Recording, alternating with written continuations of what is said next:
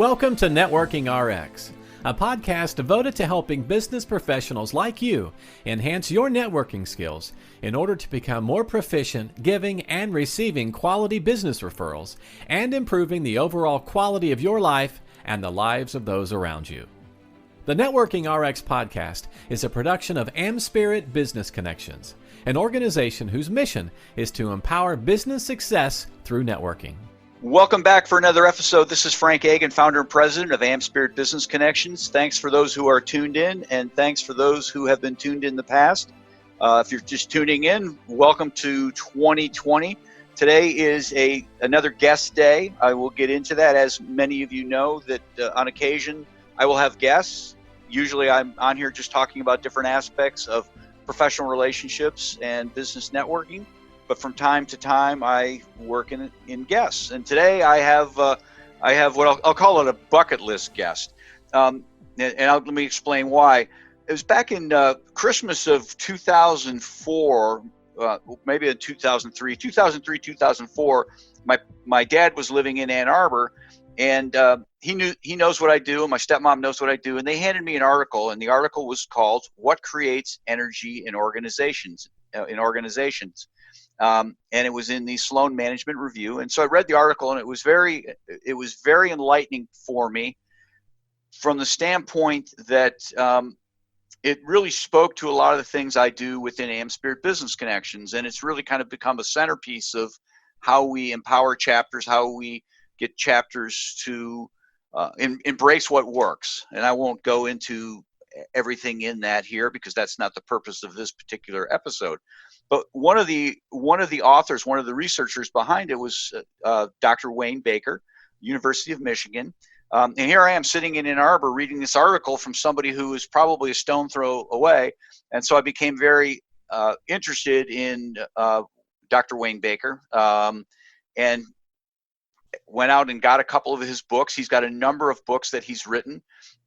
One is Achieving Success Through Social Capital, Tapping the Hidden Resources in Your Personal and Business Networks. Another one was Networking Smart, How to Build Relationships for Personal and Organizational Success.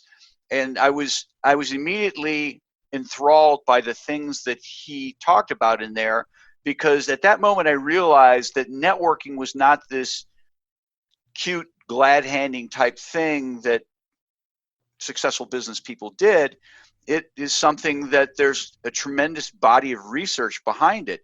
And from that point on, I didn't really just want to talk about networking as, hey, this is my opinion on things, but I really always wanted to find things that were behind it. You know, why is smiling important, as an example. So I've been very interested in Dr. Baker and the things he's done. Recently picked up another one of his books, United America. And then last summer, I happened to connect with his wife, Cheryl, on LinkedIn, totally coincidental. And we had a conversation, and she's kind of kept me in the loop on the things that they're doing. And later in the fall of 2019, got an email saying, hey, Wayne's coming out with a new book. And the name of the book is All You Have to Do Is Ask. Actually, it was probably in November timeframe. She told me it was coming out January 14th. And I said, you know what? I've got an opening on my calendar. Would Wayne be open to being interviewed on the podcast? And that's a big introduction. But who is Wayne Baker? He is the author of the books I've mentioned, and also this new one that's coming out actually today. All You Have to Do is Ask. And he is the Robert P. Tomei Professor of Business Administration and a Professor of Management and Organization at the University of Michigan. He's an overachiever because he's also a Professor of Sociology at the University of Michigan. And he's the faculty director of the Center for Positive Organization. Now, do they pay you triple because you have all these titles? Well, I found if you wait long enough, you kind of accumulate these titles. Oh, that's what it is. Anyhow, continuing on, he does a lot of teaching and research on social capital, social networks, generosity, positive organizational scholarship and values. And this is just a perfect tie-in for what we do. He's written articles in Harvard Business Review, Chief Executive Magazine, and Sloan Management Review, as I'd indicated. But what I really find fascinating is he's not somebody who is just stuck in the research trenches, he takes this knowledge and puts it into practice, into practical use. He's out working with companies and organizations, really trying to help them take this stuff and implement it. It's not just hanging out in an ivory tower somewhere in Ann Arbor. So he teaches at Michigan. Before that, he was on the faculty of University of Chicago, and he got his PhD at Northwestern University, and did some postdoctoral research at Harvard. So that's we're all out of time now, Wayne, because I did that I told everything about you. We're out of time. No, I'm kidding. Welcome. Thanks for joining us today. Well, thank you, Frank. I'm delighted to be here and nice to connect again. Yeah. Well, you've written this book. It's coming out today. It's all very exciting. Mine's on order. And I have a few people in my network. I've got copies for it, but I won't say who because they'll be surprised. But can you share with us the gist of the book? All you have to do is ask what it's about. Well, I can trace the origins of the book to the reciprocity ring that Cheryl Baker and I created now almost 20 years ago. And at that time, we wanted to create a group or a team activity where people could give and get help from one another. And way back then, I thought that getting people to help, to be generous, was going to be the real problem. What I found that was rarely true. People were very generous on a regular basis. And what I discovered is that the real obstacle to generosity is asking. People really had difficulty making requests. And once I realized that, I reframed how we set up the reciprocity ring, and over the years started to look for other ways, other tools and practices that teams and organizations use or that individuals use to get better at being what I call both a giver and a requester, someone who is generous and someone who asks for what they need. And when they do, they get the inflow of resources they need to be successful. And because they're so generous, they're very well regarded by everyone. Are some people better at asking than others? If so, who it might be? I think that's true. And it's the people who have realized that it's the real key to success. And I'll emphasize that you want to do both. You want to be a generous giver and you want to be a frequent requester for whatever you might need. It's a habit. It's people learn that over time. I found that people have to overcome a couple of very common assumptions or beliefs that they have. That's part of it. We could talk about a few of those. And then the other, and one of the reasons I wrote the book is that people would ask me over the years, okay, well, you've motivated me, but how do I do it? You know, I need some tools, I need some practices. And so the book very much is a how-to tool book for individuals, for teams, and for organizations, so how to actually do it. Okay, good. And I want people to buy the book. I don't want to give it away here. The podcasts are about teasing people and going out and getting the material and not giving it away. But I think that's good to know. It's one thing to say, hey, you need to ask more. And I realize I need to ask more. But it's another thing then to kind of get out and do the things that we need to do. So we need to ask more. Is there such a thing as asking too much? That is possible. And so that's one thing one would want to consider. And I have seen that from time to time, but it's kind of rare. I have 4 types that I've observed. So one would be the selfish taker. That's the person who asks a lot and never gives. I have a friend of mine who retired now. He used to work at IBM Consulting. And when I explained the selfish taker category or type to him, he started laughing. He said, we used to call them sponges because they just sucked in everything and they never let it drop back out. Right. So you think of the opposite of that would be the overly generous giver. And that actually is the most common type. We've created an assessment, so I actually have a lot of data to back this up. That's the most common type or style, is that people who are very generous but rarely ask for what they need. And what they find is that over time, they're not as successful as they could be because they're not getting the inflow of resources that they need. And they're also frustrating all the people that they help, because all those people that you help, they want to pay back. They want to reciprocate. See, there's 2 other types, and let me cover all 4. So the other is the lone wolf. That's probably the worst of all because it's the person who doesn't give, who doesn't ask. And so they're pretty disconnected. And over time, their performance really suffers. So the best place to be is the fourth category, what I call the giver requester, the person who helps freely.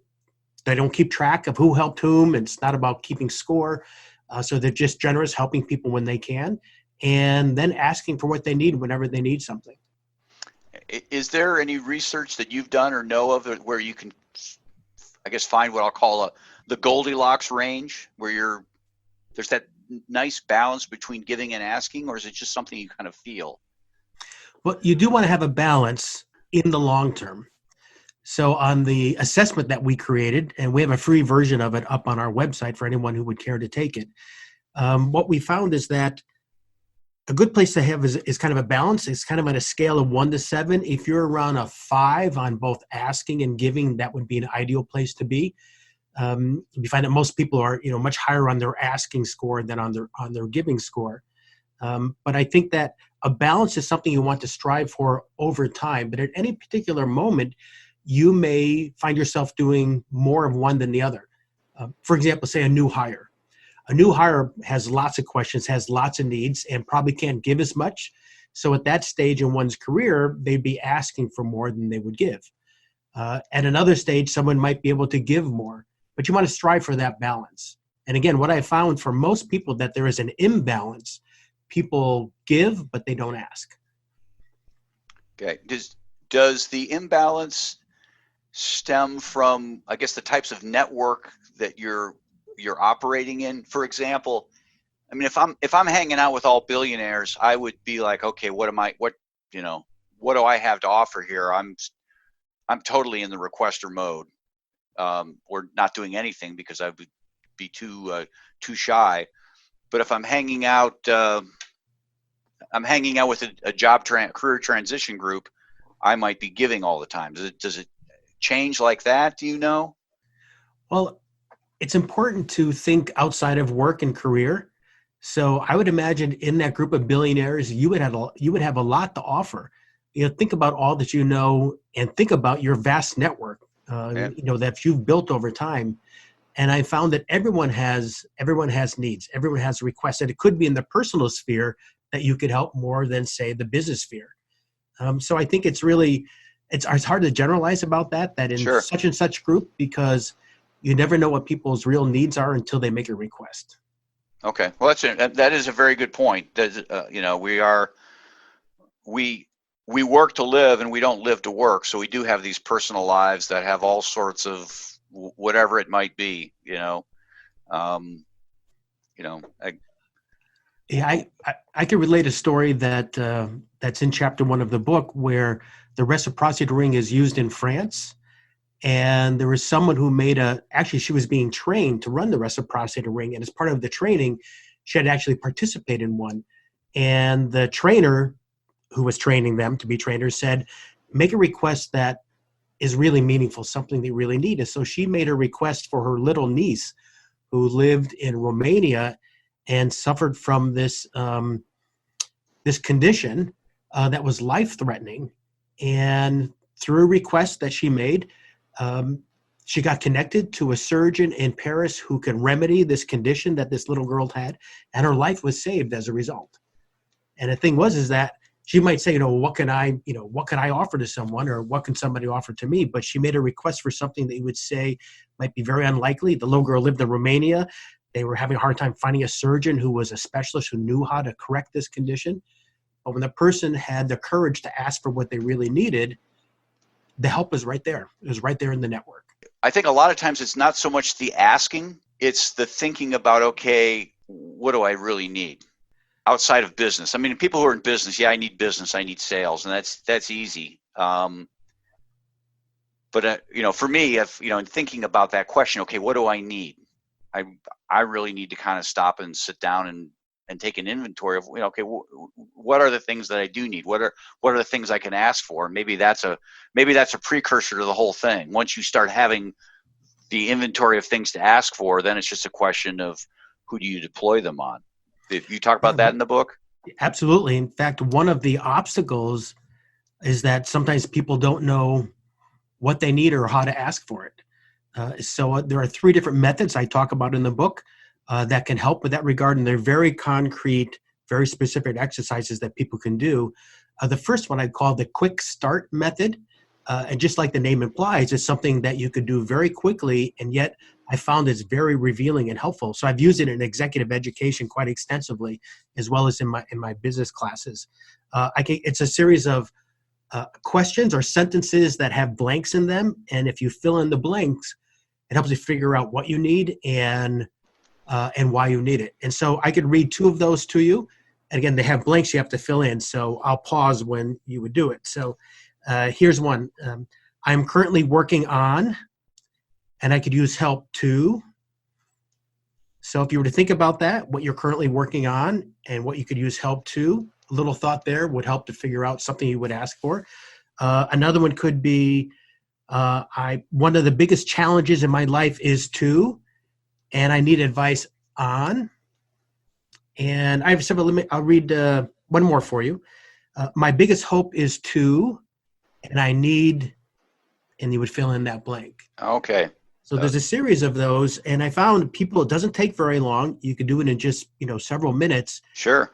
It starts to get people thinking about, okay, what is it? What am I struggling on? What am I currently working on? What's my biggest hope in life? What's my greatest challenge? Right. It helps to prioritize and then to think about a resource that you need. Interesting. I think, and again, you made this point recently, think beyond your professional life. And I think that's powerful because a lot of times we get stuck in our professional lives like, okay, I need more sales. I need more sales. I need to do this. I need to do this. And if we stopped and took a step back and said, okay, you know what? If I had a more reliable childcare situation, that would free me up. Mm-hmm. And so if you step back and say, okay, this is what I need, Right. That's right. I need somebody to go home and let the dog out for me so I can work late, Mm-hmm. things like that. And that's where I need to get better at it as well. So you mentioned quick ask, and then there were two others, if you want to mention those. Yeah. So there's the quick start method that we just talked about. Another one is goal setting or goal articulation, and that takes a little bit longer to do, but you think about the goals you're trying to attain in all different spheres of your life, work, family, spiritual needs, whatever it might be. And there's an exercise you can work through there.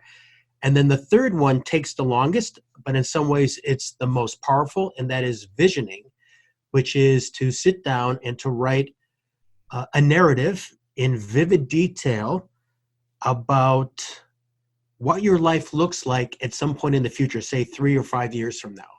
It's if we went forward in a time machine to that date in the future, and you were taking me around and showing me all the evidence of this positive future that became true for you. And it's in detail. So it's not just like, a few words or a tagline or an acronym, but it's actually usually a couple page narrative. So it does take a while to do. And what I found is that if you've got that mapped out, if that's the positive future that you want, once you start communicating that vision to other people, help starts coming. They'll say, oh, Frank, you're trying to do that with your family and your kids. You're trying to do this with your association and your business, whatever it is. I've got some ideas, or I have a resource, or I have someone you've got to talk to. So it's sharing that vision, that communicating it is in a way an implicit ask as well. Interesting. I listened to your interview on the Science of Success podcast, and on there you shared I'll call it, for lack of a better term, the anatomy of a good ask. I think you used a SMART acronym. Am I correct? That's right. Yeah, that's right. And it's SMART, a little bit different than the usual definition of SMART, although there are some similarities. Right. And so it's one thing to know what you need, that is the request, what the resource you need, and the goal you're trying to attain by getting that resource. Maybe it's information, an idea, opportunities, advice, whatever. But then you've got to formulate it in a way that makes it an effective, powerful request. And I find if you hit these 5 criteria, it will be an effective request. So for SMART, the first one is S for specific. And what I found when people use the various tools in the books, that sometimes they'll say, I'm going to make a real general request because I'm going to cast a broad net. And what they find, they don't get much help, because it's the specific request that triggers people's memories of what they know and who they know. That's the 2 ways you can help. And it's a specific request that really triggers those memories. The M is, now this differs from the usual M, which means measurability in the Right. traditional definition. And measurability is nice, but what I mean is meaningful and important. Why is the request meaningful and important to you? It's the why that really motivates people. The A is for action or action oriented. So a goal is not a request. A goal is a destination. It's a place you're trying to get to. A request helps you to move in that direction. So you want to ask for something to be done. The R is realistic. And by that, I mean strategically sound. Now, I encourage people to make stretch requests, to make big requests, and don't prejudge the capabilities of a group. You never know what they know or who they know. But if your request is to colonize Mars next year, that's not strategically sound. That's not going to happen. So it's a little bit of balance there. And then the T is time bound, that you need a deadline. And here I find the more specific you can be, the better. So if somebody says, well, sometime in 2020, that's not as motivating as saying, I need it by April. In fact, Gotcha. I need it by April 1. And here's the reason why. Or I need it by tomorrow. So I would encourage people, like, if you have a request and it's urgent and you need it tomorrow, you should state that, right? And so all those elements will motivate people to respond and help you to formulate an effective request. Do you find that requests can be too specific? Is that possible? I've yet to see a request that's too specific. It's usually on the other end. Okay. I made a request when Cheryl and I were coming up on our 10th wedding anniversary. And I had made a near mistake of asking her several months before our anniversary. I said, this is kind of a milestone, and what would you like to do? And she said, without missing a beat, she said, I want us to be on Emeril Live in New York City to celebrate our anniversary. And Emeril Live is, Emeril Lagasse, the celebrity chef. Yeah. He used to be on all the time. He still has a show, but it's not on as much as these other shows. And we liked it a lot. We used to watch it quite frequently. Really difficult to get tickets to be on that show.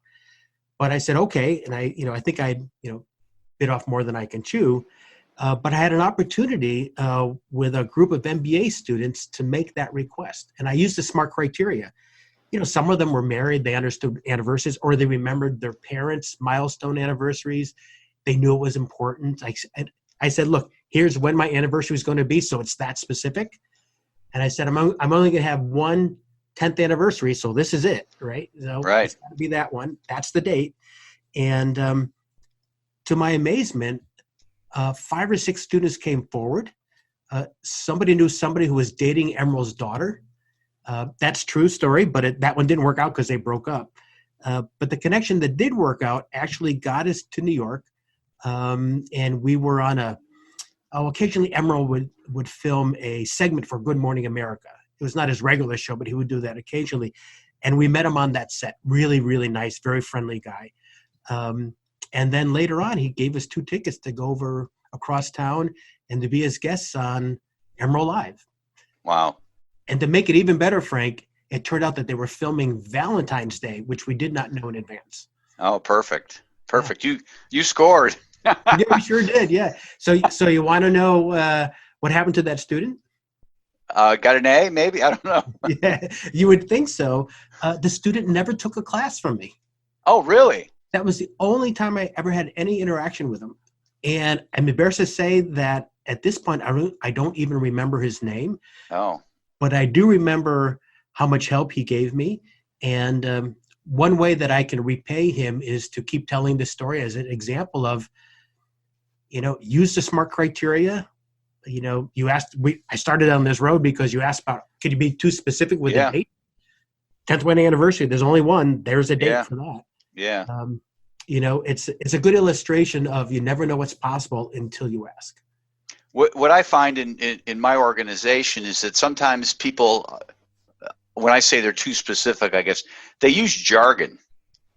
I once had a financial advisor stand up and say, good referral for me is somebody who's got issues with RMDs, required minimum distributions, which relates to when you're 70 and a half and you have to start taking retirement monies out.